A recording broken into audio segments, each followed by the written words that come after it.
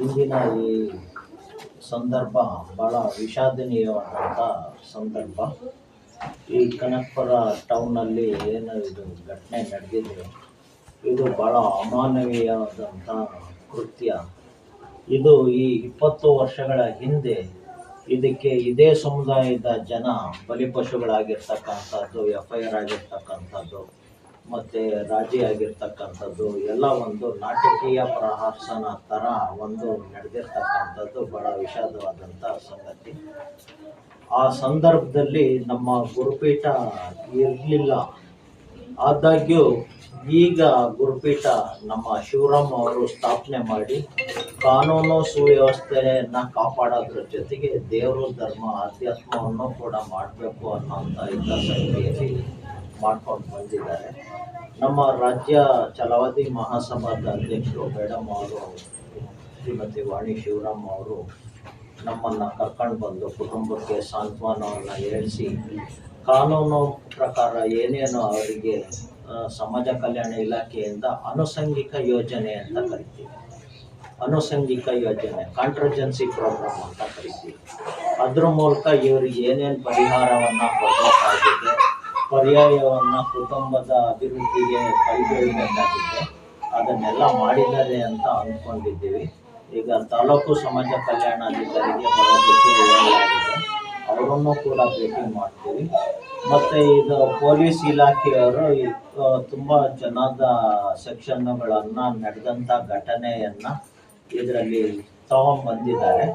ಇದನ್ನು ಕೋರ್ಟಲ್ಲಿ ಎತ್ತಿ ಹಿಡಿಯೋದಕ್ಕೆ ವಿಶೇಷವಾದಂಥ ನ್ಯಾಯಾಲಯ ಏನು ಕ್ರಮ ಕೈಗೊಂಡಿದ್ದಾರೆ ಆ ದೌರ್ಜನ್ಯ ತಡೆ ಕಾಯ್ದೆ ಅಡಿಯಲ್ಲಿ ಅನ್ನೋಂಥದ್ದನ್ನು ನಮ್ಮ ಗುರುಪೀಠ ಚಾಚೂ ತಪ್ಪದೆ ಫಾಲೋಅಪ್ ಮಾಡ್ತದೆ ಅಂತ ಹೇಳಲಿಕ್ಕೆ ಇಷ್ಟಪಡ್ತೇನೆ. ಹಾಗೆ ಯಾರೇ ರಾಜಿ ಮತ್ತೊಂದು ಅಂದರೆ ಈಗ ಕೈ ಕಾಲು ಕಡ್ದಿರೋ ಉದ್ದೇಶ ಏನು ಅಂದರೆ ಬೇರೆಯವರನ್ನು ಎದುರಿಸ್ಬೇಕು ಅನ್ನೋಂಥ ಉದ್ದೇಶ.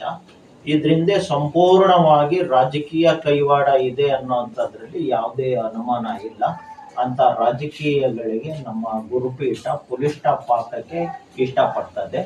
ಜನಪ್ರತಿನಿಧಿ ಕಾಯ್ದೆಯಲ್ಲಿ ನಾನು ಏನು ಮಾಡಿದ್ರು ಗೊತ್ತಿಲ್ಲ ಅಂತ ಇಂಡೈರೆಕ್ಟ್ ಆಗಿ ನಮ್ಮ ಸಮುದಾಯವನ್ನು ದುರ್ಬಲಗೊಳಿಸುವಂಥ ಅಥವಾ ಹತ್ತಿಕ್ಕುವಂಥ ಅಥವಾ ರಾಜಕೀಯ ಹಿತಾಸಕ್ತಿಯನ್ನೇ ವಹಿಸ್ಕೋಬಾರ್ದು ಅನ್ನೋಂಥ ಹಿನ್ನೆಲೆಯಲ್ಲಿ ನಮ್ಮೂರು, ನಮ್ಮ ಮನೆ, ನಮ್ಮ ದೇಶ, ನಮ್ಮ ರಾಜ್ಯ ಅಂದರೆ ಭಾರತದ ಸಂವಿಧಾನ ಅಲ್ಲ, ನಮ್ಮ ಪ್ರೈವೇಟ್ ಆದಂಥ ರಿಪಬ್ಲಿಕ್. ಅಂದರೆ ಇಲ್ಲಿರೋಂಥ ಒಂದು ಸಮುದಾಯ ಏನು ಗೌಡ ಸಮುದಾಯ ಇದೆ, ಅವರು ನಮ್ಮದೇ ರಿಪಬ್ಲಿಕ್ ಅನ್ನೋ ಅಂಥ ರೀತಿಯಲ್ಲಿ ದೌರ್ಜನ್ಯವನ್ನು ಮಾಡಿರ್ತಕ್ಕಂಥದ್ದು FIR ಇಂದ ಕಂಡು ಬರ್ತಾ ಇದೆ.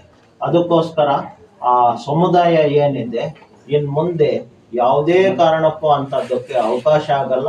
ಅಂತ ಜಾತಿಯ ಹಿತಾಸಕ್ತಿಯಿಂದ ದೌರ್ಜನ್ಯ ಮಾಡಿರೋದನ್ನು ನಮ್ಮ ಗುರುಪೀಠ ಖಂಡಿತವಾಗಿ ಖಂಡಿಸುತ್ತೆ. ಇದರಲ್ಲಿ ಆರೋಪಿಗಳು 7 ಜನ ಇದ್ದಾರೆ. ಇವರು ಯಾರಿಗೂ ಕೂಡ ಯಾವ ಸಂದರ್ಭದಲ್ಲೂ ಬೇಲ್ ಸಿಗದಾಗೆ ನೋಡ್ಕೊಳ್ತದೆ.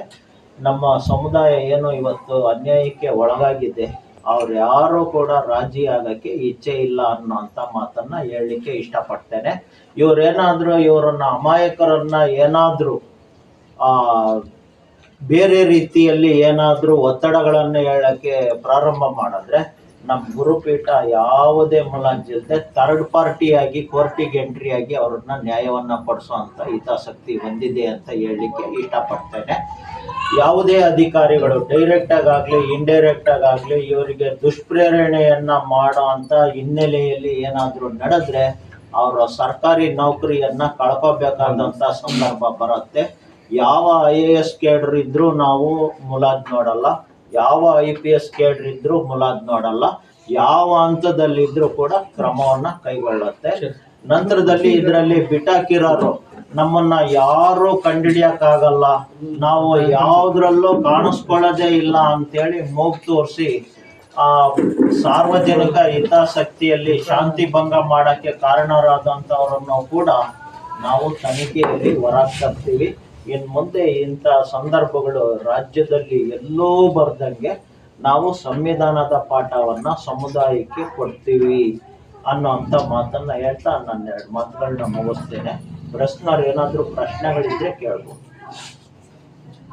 ಎಲ್ಲ ನೀವೇ ಹೇಳಿದ್ರಾ?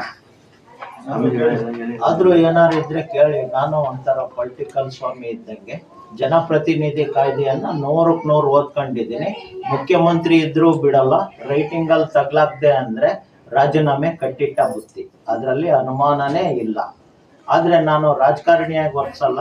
ನಾನು ಒಬ್ಬ ಪೀಠದ ಸ್ವಾಮೀಜಿಯಾಗಿ ಮೊದಲನೇ ಆದ್ಯತೆ ಮಾನವೀಯತೆಗೆ, ಸಾತ್ವಿಕತೆಗೆ, ನಿಸ್ವಾರ್ಥಕ್ಕೆ, ಪ್ರಾಮಾಣಿಕತೆಗೆ ನಾನು ಒತ್ತನ್ನ ಕೊಟ್ಟಿದ್ದೀನಿ.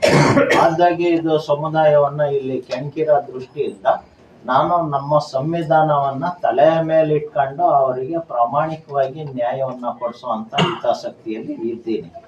ಅಟ್ ಎನಿ ರಿಸ್ಕ್ ಇವ್ರಿಗೇನಾರ ತೊಂದರೆ ತಾಪತ್ರೆ ಆಗ್ತದೆ ಅಂದ್ರೆ ನಾನೇ ಥರ್ಡ್ ಪಾರ್ಟಿಯಾಗಿ ಕೋರ್ಟಿಗೆ ಎಂಟ್ರಿ ಆಗೋದ್ರಲ್ಲಿ ಅನುಮಾನ ಇಲ್ಲ.